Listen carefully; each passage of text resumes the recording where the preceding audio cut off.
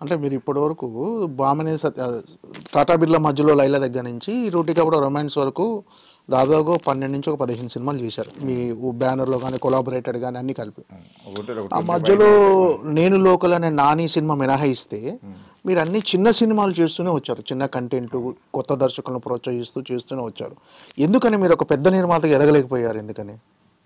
నేనేది ఇక్కడ పెద్ద చిన్న అంటే స్టార్లతో సినిమాలు తీస్తేనే పెద్ద నిర్మాతలుగా ఇక్కడ పరిగణిస్తారు సినిమా ఇండస్ట్రీలో. అవును. సో ఎందుకు మీరు అలా ఎదగలేకపోయారు? ఇన్ని 20 సంవత్సరాల్లో ఎక్కడ మీరు ఫెయిల్యూర్ అయ్యారని భావిస్తున్నారు అసలు?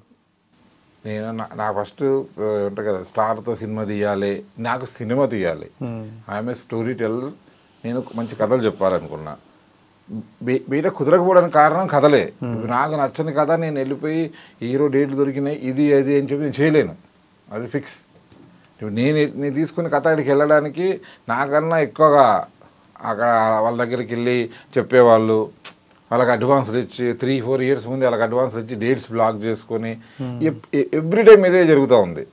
మంచి కథతో వెళ్దామని ఎన్నిసార్లు ప్రయత్నం చేస్తే జరగలే. అంటే అది నా మిస్టేక్ అవ్వచ్చు, నా కంఫర్ట్ జోన్ దాటి వెళ్ళలేదేమో, కంఫర్ట్ జోన్లో ఉన్నానేమో తెలియదు.